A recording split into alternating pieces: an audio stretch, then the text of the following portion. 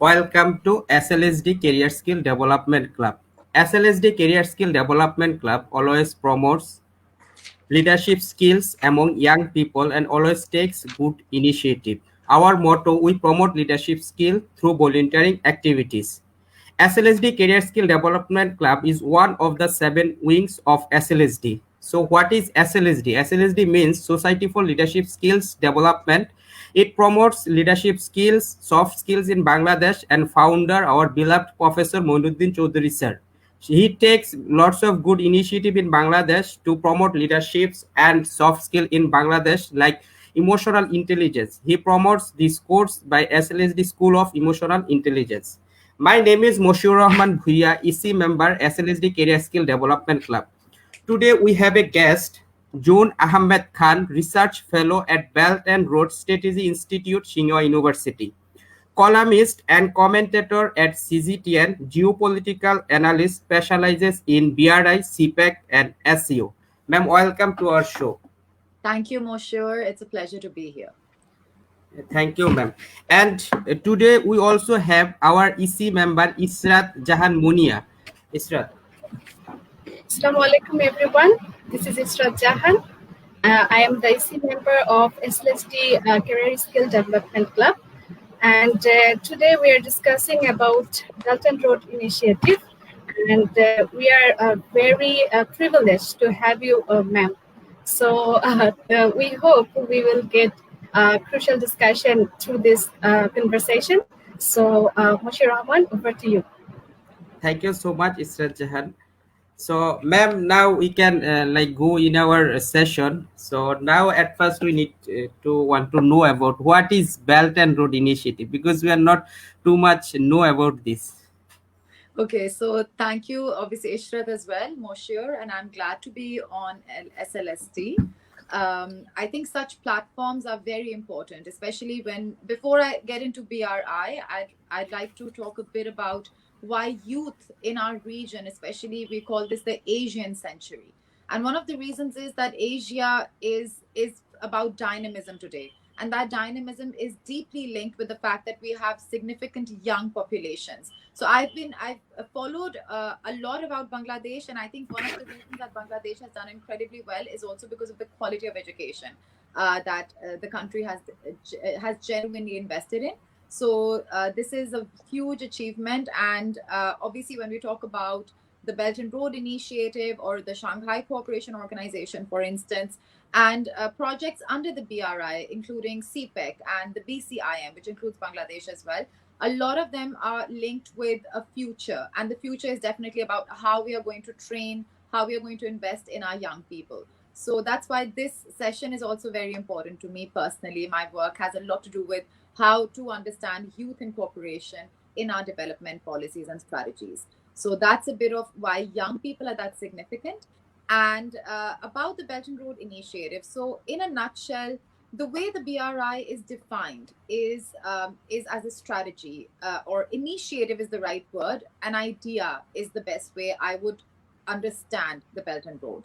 It's a vision. It's an idea that countries, especially developing and recently developed countries, especially those that share borders. So we are talking about China's foreign policy. And that since 2013 is significantly, I think people think of, when they think of China's rise, they think of the BRI. So this vision in a nutshell is about increasing economic cooperation, cultural linkages, increasing the flow of people, goods, ideas, and it gets inspiration from the Silk Road, the ancient Silk Road. So we know that till 200 or 300 years ago, before that, Asia and India, ancient India, which is now obviously includes Bangladesh, Pakistan as well. These were the regions. This was the fulcrum of global commerce. This was a region that started from the east of Asia all the way to west of Asia, the parts of Europe as well. It was a hub of exchange of goods, ideas, and trade. And the notion, I feel, the notion behind the BRI is that we as countries, as developing countries, for too long we've been told that we need to follow a Western model, we need to follow specific ideas to move forward.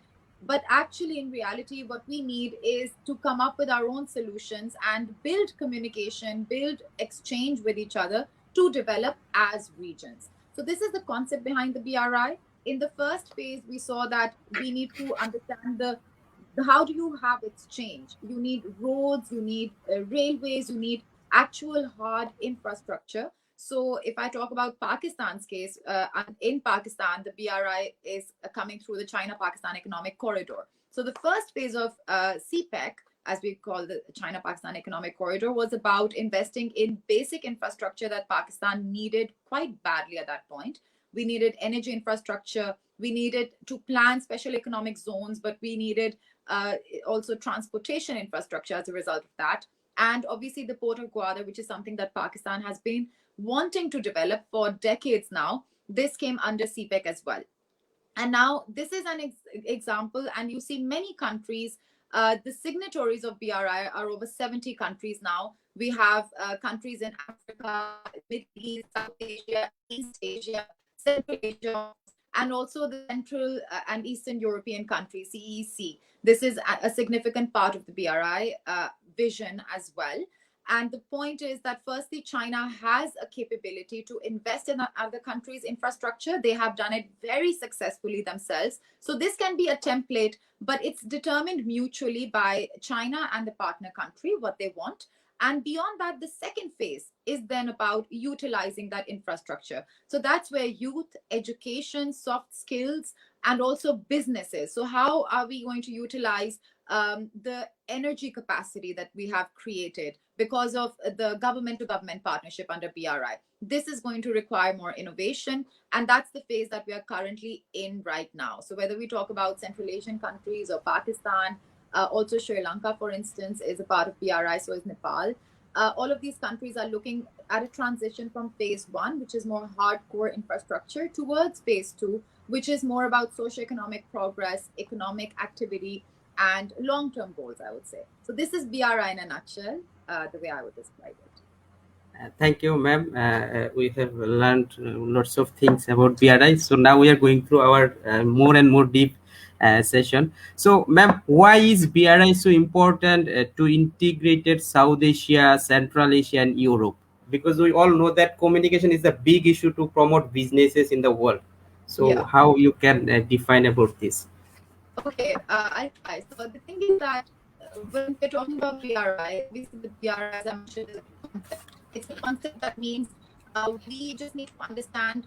Basically, let's focus on problem solving as countries. So 6 years I've been in China. I think the one thing I've learned, which is the secret behind their development, their fast development in these, especially 40 years since the reform and opening up, is problem solving, understanding what they can do with the resources that they have and what are their goals as a society, which is improve the living standards of their people. This is the essential ingredient. So now when we talk about China's own development domestically, it is incomplete if China is not well connected with its region. So we see, for example, how ASEAN has developed as a region. Obviously that had a lot to do with China, ASEAN together. They were able to promote each other's economies, promote each other's well-being, socioeconomic goals, because they were able to create what we call synergy.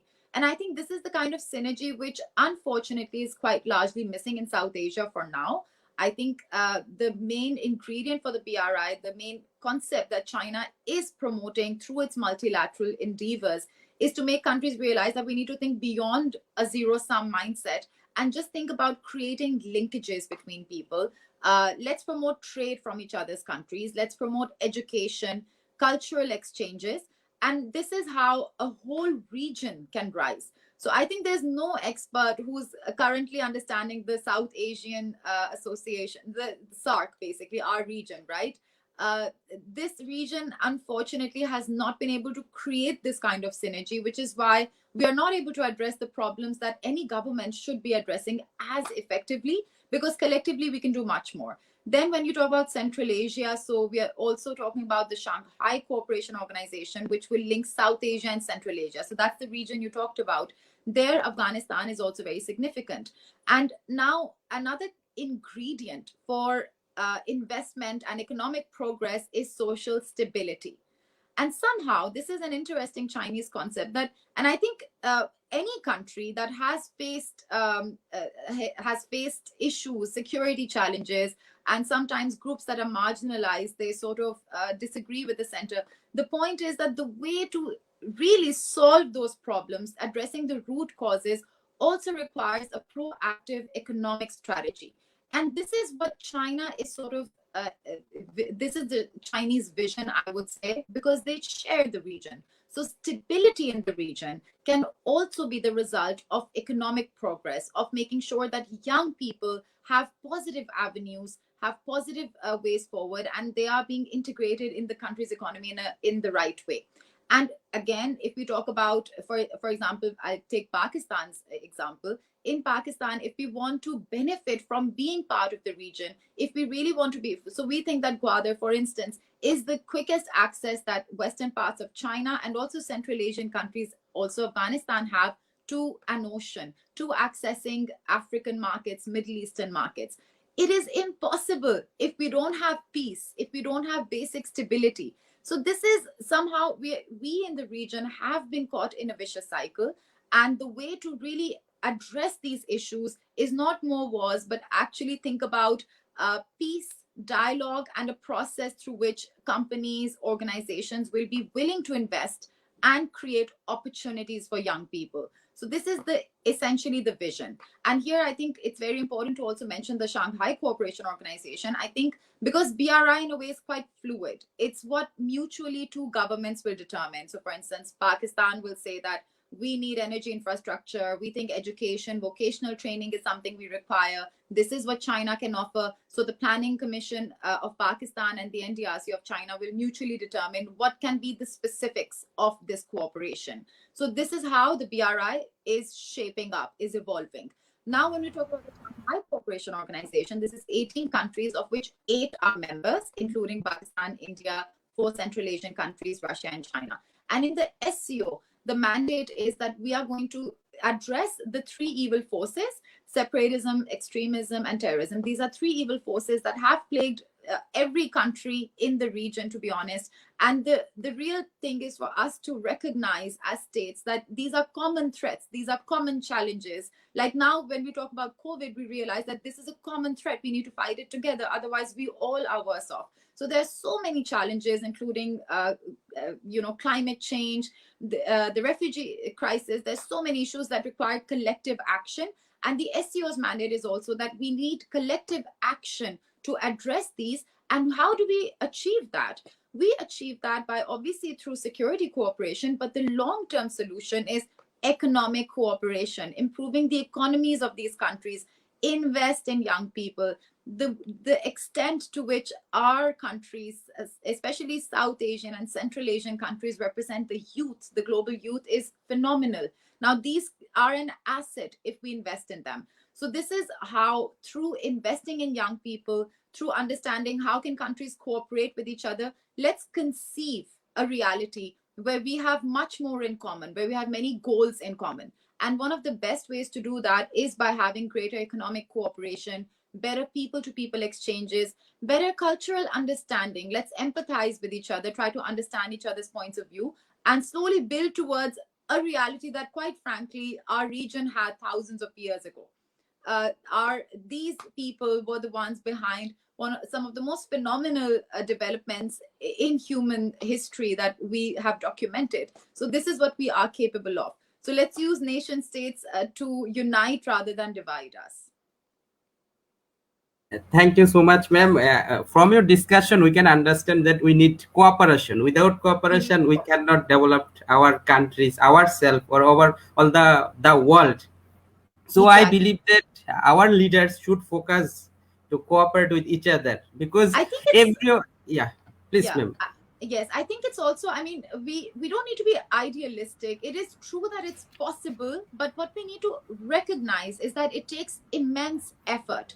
It takes immense effort to really sincerely move forward, and so that we can trust each other. So I do feel that, I mean, in the process of conceiving this reality, I think young people, if they are better integrated with other young people in the region, they will be able to let their guards down a bit, and mutually understand that we need to make a sincere effort. So this is another thing. I feel that, for example, when Pakistan and India became members of the SCO, this is one of the hopes that these two countries, with our historic differences, with our current differences, we at least have a platform that we can exchange and understand and try to resolve those differences. So the key is proactively resolving those differences, and at the same time thinking about what can we do to have a better future for our people. So you think about, I mean, we're all young nation states actually in this region, right? So all of us understand that we need the region to move forward. There's so many opportunities our people are missing out on. So for Pakistan, for instance,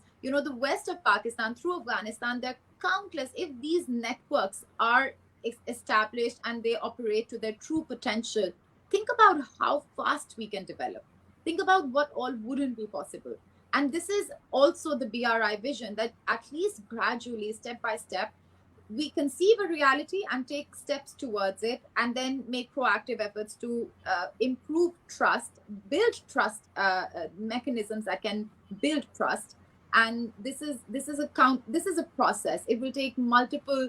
We need to have like a multi-pronged strategy in this sense. Yeah, And yeah. that's what the ESCO manifests to a great Yes, extent.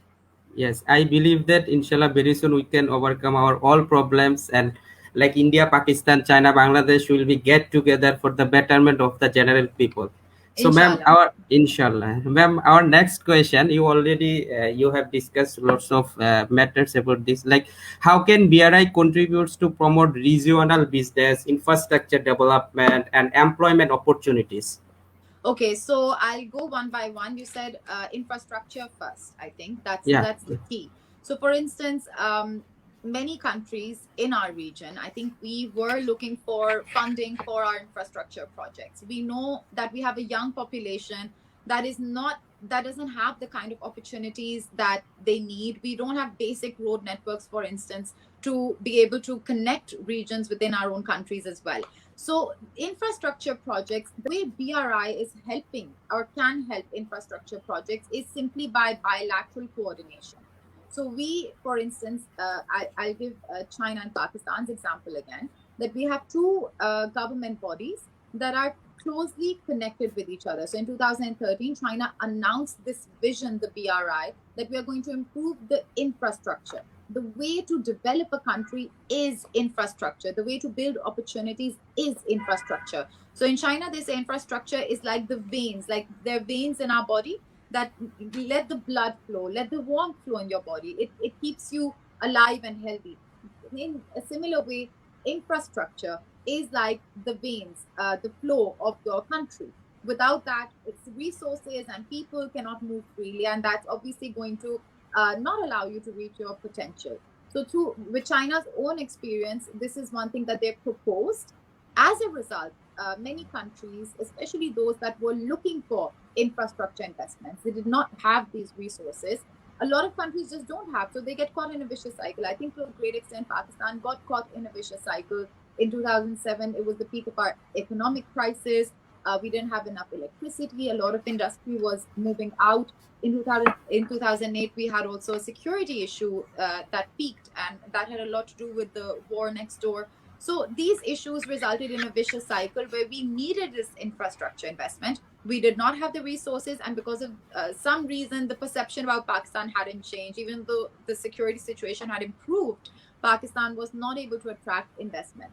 So China then came in, stepped up, and mutually then the NDRC of China, which understands that China does have capacity to build these infrastructure projects, and the Planning and Development Commission of Pakistan, which is responsible for overall countrywide development strategy, especially when it comes to infrastructure. They came together, they understood. So a lot of the CPEC projects that were announced in 2015, when the $46 billion project plan was announced, a lot of those projects were actually they already had been, the feasibilities had been done. We knew we required them. We knew we need this many $billion of investment in our energy, in our infrastructure, transportation infrastructure, but we just didn't have the resources. So this is how infrastructure came through CPEC. And obviously the port of Gwadar was also part of that. And the way in other countries as well, through the Belt and Road Initiative, infrastructure projects are determined by governments because it is the government's mandate. And then the host country, which in this case is Pakistan, will know what are our specific requirements, what is our development strategy, and then they discuss with the Chinese. And obviously, they can consult a bit. The Chinese have massive experience. You've been in China. I think people who haven't been here cannot imagine. I've been to far-flung areas of China recently, and you see how communities are being transformed simply because the right infrastructure, transportation infrastructure has been developed. So because of their experience, they're also able to help countries understand maybe a better way how to plan their own infrastructure, but it's largely determined by the host country. So this is infrastructure. I think your second was industry.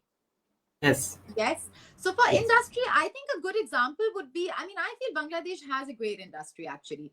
I think it has consistently improved to a great extent. For Pakistan, we had a great industry for many decades. And then around the mid 2000s, we faced severe challenges because of which there was negative growth in the industry. But through BRI, let's say that now the plan is that these infrastructure projects, they have to lead to something. There has to be a sense to the whole concept. And that is basically either developing special economic zones.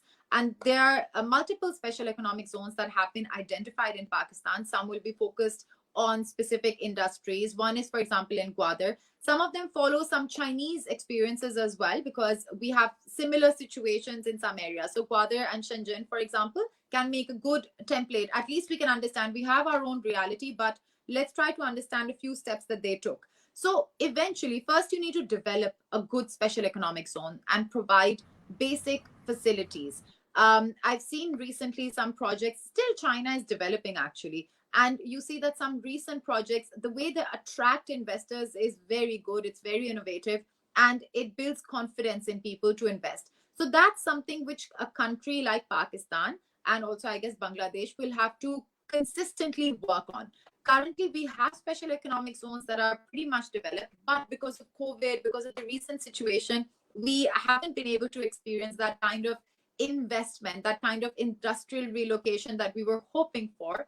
However, that said, we still have this opportunity to plan better. So agriculture, for instance, is a big focus under CPEC since 2018 and 19.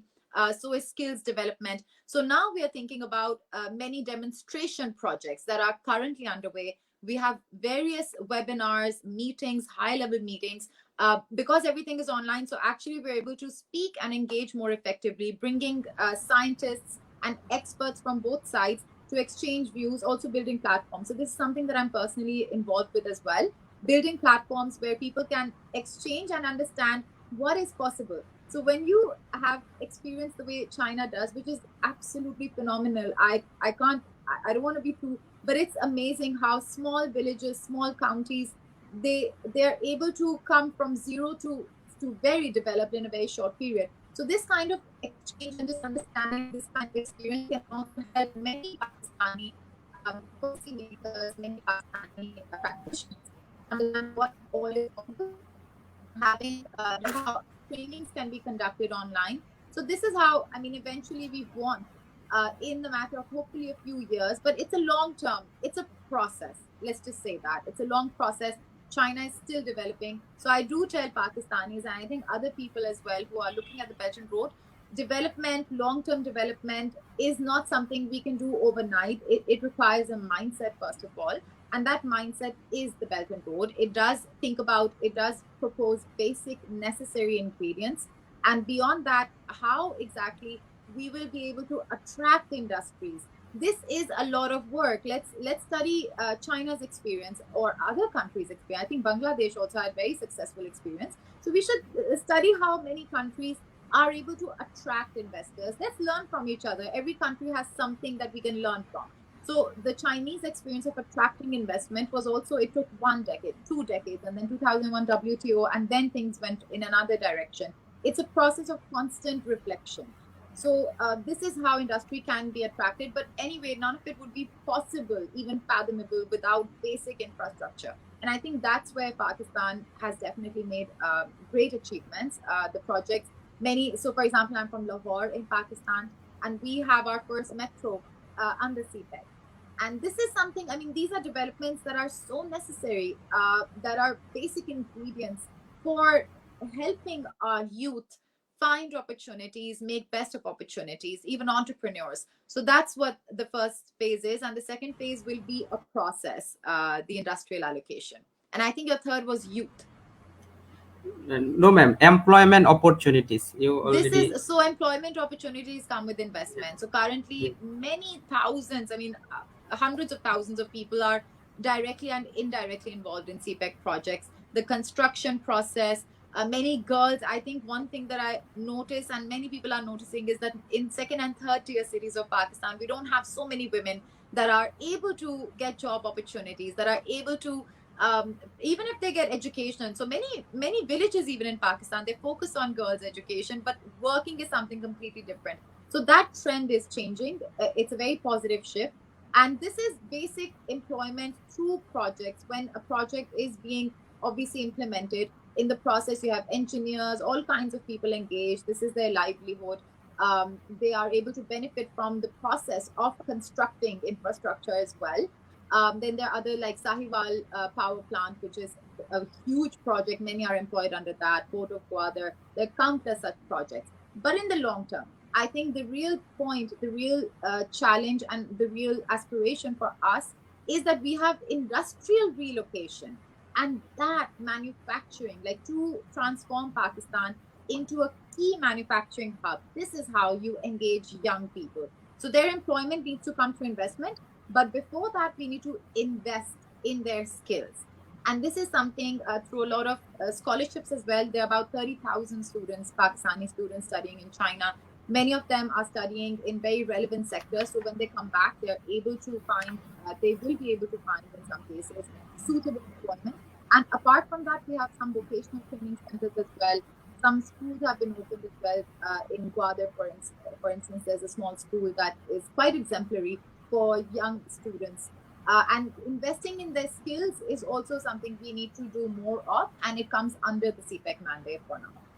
Yes, ma'am. Just I am informing you, like in Bangladesh, there are lots of development is also happening. Like our government is like constructing one of the biggest economic zone in Mishora economic zone. So like lots of Chinese investors are also coming there under BRI, and China also planning to set up a economic zone in Bangladesh. And our government has also planned to like build 100 economic zone. Already everything is going on, and there are lots of construction is happening in Bangladesh. And we Excellent. believe that if we can get together like the whole region, then we can bring like many investment in Bangladesh, Pakistan, India, or China, and we can develop like a zone like where we like once after a certain time will be the Europe. Okay, because it's Exactly. not quite Mobility impossible. is key in the end. Let's look at any region that, so, often I get asked, like, is the SEO going to be like ASEAN or EU or what? I feel like SARC, SEO, our region, we have to come up with our own model. But in the end, if we have so many barriers for people, for goods, then obviously everyone is worse off. And if gradually, I mean, as a Bangladeshi, you should have no problem looking for opportunities in Pakistan, in Afghanistan, in Central Asia, in China, and vice versa. And I feel like Pakistanis should just not have to think so much, just find any kind of opportunity in the region, gain experience, understand the culture, teach and learn in the process. And that is synergy. That is what, so let's look at how ASEAN and EU have developed and come up with a model that Yes. reduces barriers, builds trust, and makes us realize that we prosper and perish together at the end of the day. So we all Yes. need to focus on prospering together. Yeah, ma'am, it's a very crucial point or question for us because like what is the policy of China about BRI? What is their future plan and about the whole process? I think I mean, BRI, as I mentioned, is ongoing. It's a vision. For me, I think it's a vision. So when we talk about BRI, first we talk about infrastructure, we talk about socioeconomic progress. Lasting peace can come through as we also think better flow of people, ideas, goods, etc. So the long-term vision for China is let's move away from a zero-sum mentality and think about how we can invest in each other, help each other grow and realize that our interests are deeply intertwined. So for China, I think it's just that let's develop, let's solve problems. So China is not ideological in that way. They just think let's solve problems. They have had challenges, so many challenges themselves. I've been to parts of China. Today we think of China as a superpower, which obviously it is. It's a mammoth country, 1.5 billion people with thousands of years of history and tremendous progress. But there are still pockets of China that are developing. And these are people that are just working hard, trying to figure things out. And every day, every passing month, we see phenomenal stories of people that made it. So for China and Chinese people, it's just that let's keep improving step by step, day by day, and do what we can to help each other rather than hindering each other. So I think the best way to understand China's vision for BRI is that we just really move towards a future where there's more trust, growth, improvement, economic improvement, and socio-economic improvement, women, children, safety, all of this, economy, safety, security are all intertwined. And culture, because first, we talk about Belt and Road, we said, oh, infrastructure, then there's culture, media, then there's COVID as well. Like, through what is COVID, Belt and Road, under COVID, it's all about like how can we help countries address this better. Let's learn from each other through the SCO, through different Belt and Road platforms as well. They were trying. So Belt and Road is a way to solve our problems. It's a vision to help solve whatever our problems may be, economic. Obviously, they're deeply linked with security issues. So when we have better economy, we have better stability. This is something every country has experienced. And then cultural understanding, educating each other, knowing our histories. And I think one more thing I feel is very important is, as previously colonized countries, people, we don't have as much sense of our history and heritage. We don't, even if now we think about it, wow, this wasn't a wonderful experience, our history is actually quite good, we should, but it's not actively part of our consciousness as people. And I feel like this is where we need to work more. I hope that we realize that our own experience, historical experience, is profound. It makes us who we are. We should be immensely proud of it. And I think that is something that can also unite us. It can be a force to help us understand in a better way. So one thing that I'll quickly mention, this China initiated in 2019 was conversation, dialogue on Asian civilization. And basically CDAC is a way that Asian civilizations, which obviously includes all of us, just to know our histories, learn from our histories. Let's respect our own past, and like that's another way for people to connect in a better way, in a more effective way. And I think that experience of 200 or so years is still hindering us from truly understanding our potentials. And I hope with time we are able to achieve it. I think China has done a good job because they didn't have the same experience as us. But that's Yeah. an example. We are not inferior. We have a lot to be proud of, and we have a lot to live up to as well. Yes, ma'am, thank you so much. Like we have another like so important question. Like we all know that like Thailand already included its curriculum about Belt and Road Initiative. So, Mm. what do you think that which countries are part of the BRI? Why those countries need to include BRI in their national curriculum? I think it's a personal choice. I do feel, for instance, that in Pakistan we can benefit a lot by learning more. We learn European history, the American history, their current affairs, their political system. Why not also learn Asian or Chinese developments? So there's no harm in that. I'm not sure what this curriculum exactly entails. It's news for me. But I feel Pakistani students, Pakistani academics, Pakistani people, and I guess for many developing countries, can benefit from understanding maybe the Chinese experience. Of course, it can only broaden your horizon. It can only help you understand better. And I think we do need a lot of scholars, famous scholars. They just are in that box of thinking in like a hegemonic world, bipolar, like, they're not thinking so much about thinking beyond these theories that I feel like is a lot of propaganda as well. Like, we need to really think about what was historically possible and think of our own way of conceiving reality and the world the way it suits all of us. We are geographically connected. So if you're studying the BRI, if you're studying alternative ways to conceive the world, which can lead us to more peace, understanding, empathy. There's absolutely no harm with that, but obviously it should be mutual. I think we should learn about Yeah, each other, not just about one side. So yeah. we should be learning about Bangladesh. They should be learning about Pakistan, China. We should be aware of Yes. more histories than just Ma'am, just I want to Eurocentric. know. I am just want to know I think about this has to this. be the last question though, because Okay, I ma'am. will Just one unfortunately have question. Then another that then call. we will just. How can Bangladesh take more advantages of Belt and Road initiatives?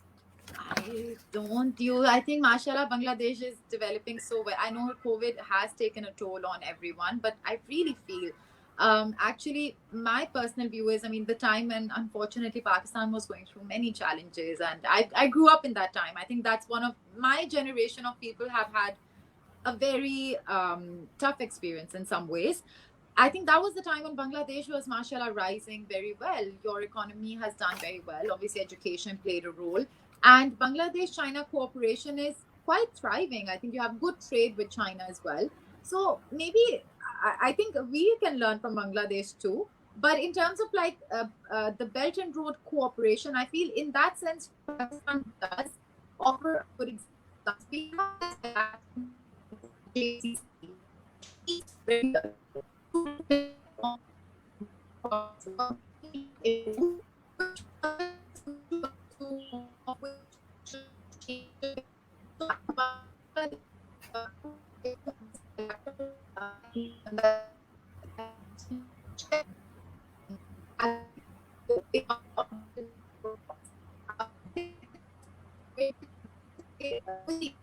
So Ma'am, we can't listen you in proper way.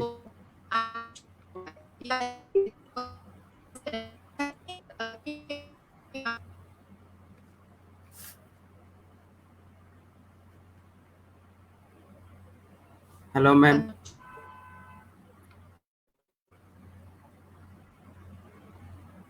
She's disconnected. So now we are learning many things about BRI.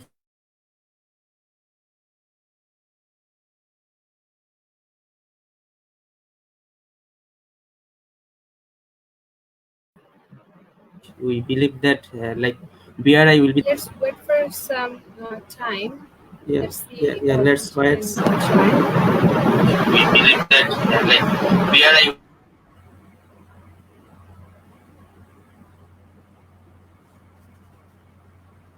So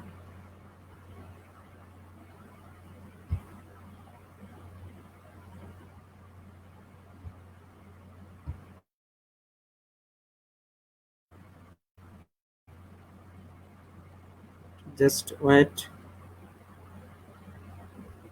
So we think that we lost the connection with her. Oh, yeah, she's come back. okay, am I audible? I think I was just wrapping up anyway. So if I'm audible, Yes. that's good. Yes, so I just Yeah. wanted to say I'll close it on that I feel maybe one thing, I'm not sure how Bangladesh has is conducting Belt and Road cooperation, if you have like a bilateral mechanism the way Pakistan and China do, which is the Planning and Development Commission of Pakistan and the NDRC of China. I think a lot of Central Asian countries, for instance, were a bit surprised about that. It's a good model that both sides are constantly reflecting on and determining what's working, what's not. It's trial and error. It's obviously constant reflection. And another thing is we have a CPEC Media Forum, which was launched in 2015. I'm also part of it. Many Pakistani Chinese media are part of it.